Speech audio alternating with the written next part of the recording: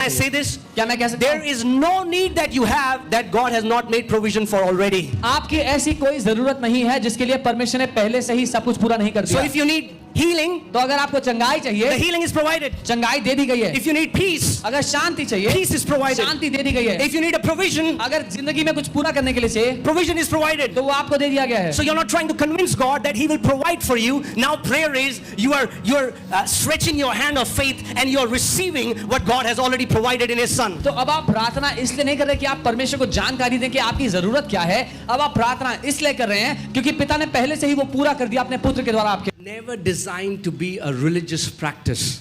प्रार्थना कभी भी एक धार्मिक रीति रिवाज होने के लिए नहीं थी। There is a revelation behind prayer. एक प्रकाशन है उसके पीछे। And if you don't catch the revelation, और अगर वो प्रकाशन आपने नहीं पकड़ा, you will be caught in the discipline of prayer rather than the delight of the prayer. तो आप प्रार्थना के अनुशासन में तो चले जाएंगे लेकिन उसके आनंद को नहीं जानेंगे। Then the only thing that will give you joy is I prayed for 4 hours, I prayed for 8 hours, I prayed for 7 days, I fasted for 40 days. तो केवल इस बात से आपको आनंद प्राप्त होगा कि मैंने 4 घंटे प्रार्थना की, मैंने 8 घंटे प्रार्थना की, मैंने 10 दिन उपवास किया, मैंने 40 दिन उपवास किया। God desires that we will receive a delight from the answers to those prayers and not by the discipline of prayer. परमेश्वर ये चाहता है, उसकी ये इच्छा है कि हम उन प्रार्थनाओं को उनका उत्तर प्राप्त करके परमेश्वर से आनंद पाए, ना कि कितने घंटे हम प्रार्थना करते हैं उस अनुशासन से। Jesus said, till now you have asked me nothing, यीशु कहते हैं कि तुमने अभी तक मुझसे कुछ नहीं मांगा, but ask so that your joy may be full. लेकिन मांगो ताकि तुम्हें आनंद मिल जाए, तुम्हारा आनंद भरपूर Your हो जाए। joy gives Him joy. आपको जब आनंद मिलता है तो इससे परमेश्वर को आनंद मिलता है। So when Jesus starts to teach about prayer, the first thing He says is, do not pray like the hypocrites. जब यीशु प्रार्थना के बारे में सिखाना शुरू ही करते हैं तो पहली बात कहते हैं, ढोंगियों की तरह प्रार्थना मत करो। Do not. That means hypocrites also pray. इसका मतलब ढोंगी लोग भी प्रार्थना करते हैं। But Jesus said, लेकिन यीशु ने कहा, but when you pray, He's talking to His people. He's like, you do not pray like hypocrites, but my people, when you pray, वो अपने लोगों से बात करते हुए कह रहा है, ढोंगियों की तरह प्रार्थना मत करना, लेकिन मेरे लोगों जब तुम प्रार्थना करो, when you pray, जब तुम प्रार्थना go करो, into your closet, अपने कक्ष में प्रार्थना कर pray to जाओ, your Father in the secret. अपने पिता से गुप्त में प्रार्थना करो जाकर। That means you don't have to find an audience before people. इसका मतलब लोगों के, दर्शकों की आवश्यकता नहीं है आपको प्रार्थना करने के लिए।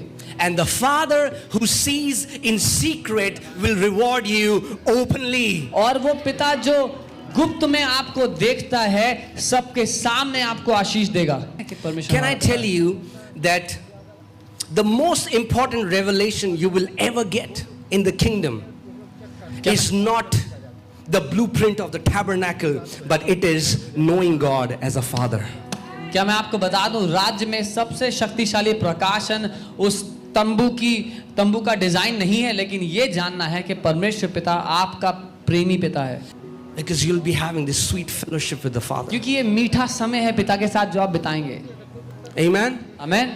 So let me give you the first key तो मैं to आपको powerful prayers. पहली कुंजी दे रहा हूँ शक्तिशाली प्रार्थना की। The first key, पहली कुंजी है seeing God as a loving Father. परमेश्वर को एक प्रेमी पिता के स्वरूप में देखना। Now I know it has become such a cliche. God is my Father. मैं जानता हूँ ये बहुत कहावत जैसा हो गया यार, परमेश्वर मेरा पिता है। Yeah, I know God is my Father. हाँ, मुझे पता है परमेश्वर मेरा पिता है। Do we really believe God is our क्या Father? हम ये सच में मानते हैं कि परमेश्वर? Can I tell you that the most important revelation you will ever get in the kingdom is not the blueprint of the tabernacle, but it is knowing God as a Father. क्या मैं आपको बता दूं, राज्य में सबसे शक्तिशाली प्रकाशन उस तंबू का डिजाइन नहीं है, लेकिन ये जानना है कि परमेश्वर पिता आपका प्रेमी पिता है। Let's learn prayer from Jesus. हम यीशु से सीखें प्रार्थना करना। Come on, turn to your neighbor and say, let's learn prayer from अपने Jesus. पड़ोसी को कहें हम यीशु से सीखते हैं प्रार्थना करना। He said, when you pray, उसने कहा जब तुम प्रार्थना करो, say, our beloved Daddy. तो बोलो हमारे प्यार करने वाले। He is our beloved Father. यीशु कह रहे हैं कि वो हमारा प्यारा पिता है। Pray like this. ऐसे प्रार्थना करो, Beloved Father. हमारे प्यारे पिता। My loving daddy. मेरे प्यार करने वाले पापा। Think about this. If you start your prayer like this, कल्पना कीजिए अगर आपकी प्रार्थना की शुरुआत ऐसे होती है, my loving daddy. मेरे प्यार करने वाले पिता। That's what Abba means. अब्बा का यही मतलब Abba is the most intimate word that Holy Spirit didn't allow the writers to interpret. So Abba remained Abba, loving, beloved Father. अब्बा वो शब्द है जो एक गहरे रिश्ते को दिखाता है बाप बेटे के, जिसका पवित्र आत्मा ने और कोई शब्द डालने नहीं दिया उसकी जगह, लेकिन वो बताता है हमारा प्रेम करने वाला, हमारा प्रिय पिता। Because if you don't have this revelation, क्योंकि अगर ये बात आपको नहीं पता you'll try to convince God. तो आप परमेश्वर को राजी करने की कोशिश करेंगे। You'll try to convince God to bless you. You'll try to convince God to heal you. You'll try to convince God to do things for you. आप परमेश्वर को राजी करने की कोशिश करेंगे, आपको आशीष देने के लिए, आपको चंगा करने के लिए। But no son or daughter has to convince their parents. लेकिन to do किसी good for them. बच्चे को अपने माँ बाप को राजी करने की आवश्यकता नहीं होती कि वो उनके साथ अच्छा करें। Amen? You don't have to convince God. आपको कन्विंस करने की जरूरत नहीं है पिता को। Prayer is not trying to convince God. प्रार्थना परमेश्वर को राजी कराने की का मुद्दा नहीं है। Your Father already loves you. आपका पिता पहले से ही आपसे प्यार करता है। We pray from the place of love. उस प्रेम की स्थान से प्रार्थना करें। We pray from that place of trust. हम भरोसे के उस स्थान से प्रार्थना करते हैं। We pray from that place that my Father already desires good for me and He has no evil plans for me. उस स्थान से कि मेरा पिता पहले से ही मेरे लिए भला चाहता है, भली योजनाएं बनाता है और कोई बुराई वो मेरे बारे में नहीं सोचता। Second key दूसरी कुंजी is seeing yourself as the righteousness of God in Christ Jesus. अपने आप को परमेश्वर की धार्मिकता के स्वरूप में देखना मसीह यीशु में। Why many believers have not been able to get their prayers answered is because their conscience constantly condemns them. क्यों बहुत से विश्वासी प्रार्थना का उत्तर नहीं पाते? इसलिए क्योंकि उनका विवेक उन पर लगातार दोष लगाते रहता है। We cannot enter in the holiest by our works. It's only by the blood. हम अति पवित्र स्थान में अपने कामों के भरोसे प्रवेश नहीं कर सकते, केवल यीशु के लहू के द्वारा कर सकते हैं। Yes, you are not worthy, but the Bible says you have been made worthy by that sacrifice on the cross. Amen. Bible कहती हाँ हम योग्य नहीं थे, लेकिन बाइबल कहती है हम योग्य बना दिए गए उस क्रूस के बलिदान के द्वारा। Don't pray as if the cross never existed. ऐसे प्रार्थना ना करो कि क्रूस कभी हुआ ही नहीं। Don't pray as if Jesus never sacrificed himself for entire humanity. इसलिए ऐसे प्रार्थना ना करो कि यीशु ने कभी अपने आप को बलिदान किया ही नहीं मनुष्य जाति के लिए। But this pulpit is not in Mount Sinai. This pulpit is in Mount Zion. And I want to tell you, you are righteous. You are holy. You are accepted in the beloved. You are God's beloved sons and daughters. And He is pleased in you. लेकिन ये pulpit Sinai पर्वत पर नहीं, लेकिन सियोन पर्वत पर रखा है। इसीलिए मैं आपको बताना चाहता हूँ, आप पापी नहीं, आप धर्मी हैं। आप परमेश्वर की धार्मिकता है मसीह यीशु में। आप उसके प्रिय बेटे, उसकी बेटी हैं। And now He says, do you not know? Because many people don't know. Apostle Paul is saying, do you not know you are the temple of the Holy Spirit? God doesn't dwell in unholy temples. He dwells in holy temple because His blood has washed you, cleansed you and made you holy. इसीलिए पौलुस प्रेरित कहते हैं, क्या तुम नहीं जानते अभी तक? क्योंकि बहुत से लोग हैं जो अभी तक नहीं जानते कि तुम पवित्र आत्मा के मंदिर हो। पवित्र आत्मा अपवित्र जगहों पर नहीं, लेकिन पवित्र मंदिरों में रहता है, इसीलिए वो आपके अंदर उंडेला गया है। Not only you are released, you are declared righteous. इतना ही नहीं कि आपको बाइज्जत बरी कर दिया गया, आपको धर्मी ठहराया गया है। And you are given a right standing before God. और परमेश्वर के सामने खड़े होने का एक इज्जत का स्थान दिया गया है। What is the right standing before God? क्या है वो सही स्थान परमेश्वर के सामने? Are you ready? तैयार हो? The standing of Jesus is the right standing before God. You have the same standing before God as Jesus. वही स्थान जो प्रभु यीशु का है पिता के सामने, आपको वही स्थान दिया गया है जो पिता ने प्रभु यीशु को दिया अपने सामने खड़े होने का। The third key is standing in the new covenant. 3 कुंजियां और हैं जो मैं बताना चाहता हूं। अगली कुंजी है उस नई वाचा में बना रहना, खड़े रहना। My story मेरी कहानी began शुरू हुई when He said, जब उसने कहा it is finished. खत्म हो गया है। And your story आपकी began कहानी तब शुरू when हुई He है said, जब it वो is कहता है, finished. खत्म हो गया। Amen? Amen. The new covenant is not about do it. The new covenant is it is done. It's a declaration that God has fulfilled what man wasn't able to do it. नई वाचा कुछ करने के विषय में नहीं है, नई वाचा ये जानने के विषय में है कि सब कुछ पूरा हो चुका है, क्योंकि परमेश्वर ने पूरा कर दिया जो मनुष्य से ना हो पा रहा था. If you carry a servant mentality, अगर आप एक दास की मानसिकता लेकर जीते हैं, you'll try to earn what already belongs to you. तो कमाने की कोशिश करेंगे जो परमेश्वर ने मुफ्त में आपको पहले ही दे दिया है.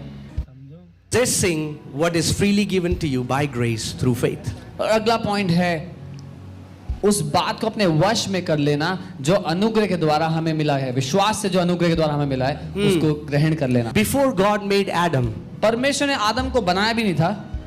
before Adam was created, God made sure that there are all provisions. इससे पहले कि परमेश्वर आदम को बनाता, परमेश्वर ने सब कुछ बना दिया था उसके लिए. One key of answered prayer is एक you should चाबी. know before you have a need, there is already a provision.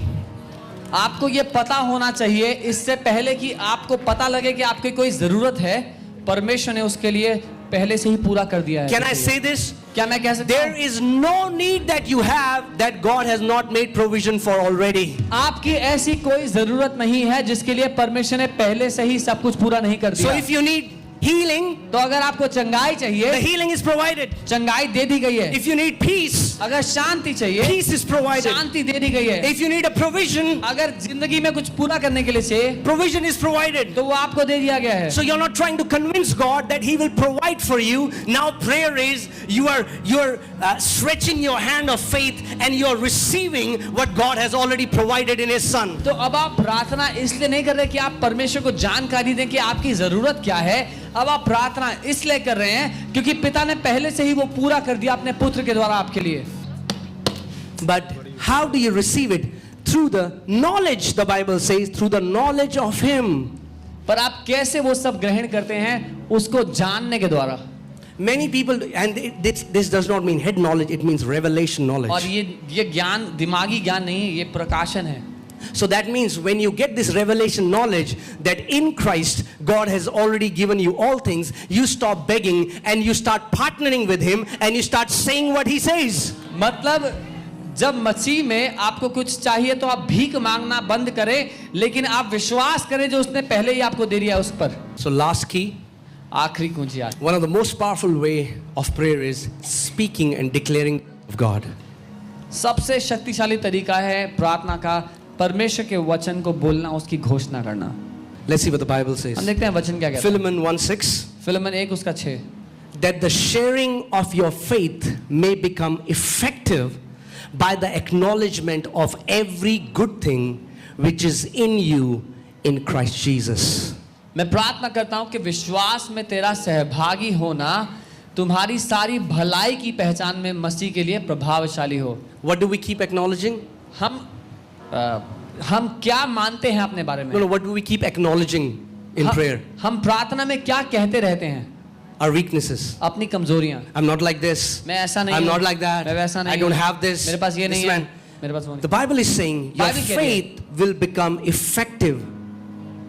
Bible कह रही है आपका विश्वास तब कार्यशील बनेगा. This word effective comes from the Greek word ergonomic. ये जो शब्द है इफेक्टिव अर्गोनॉमिक शब्द से आता है. That means to send to work. इसका मतलब है काम पे भेजना.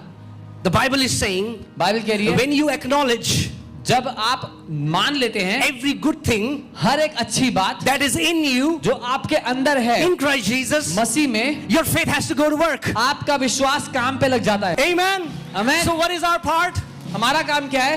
We just stand on what Jesus has done and we keep acknowledging. जो We यीशु ने keep किया, acknowledging what Jesus has done for us on the cross. जो यीशु ने क्रूस पर किया हम उसको मानते रहेंगे, अपनी अच्छी बातों को मानते रहेंगे. Thank you for watching this video. Please like, share and subscribe to our channel and don't forget to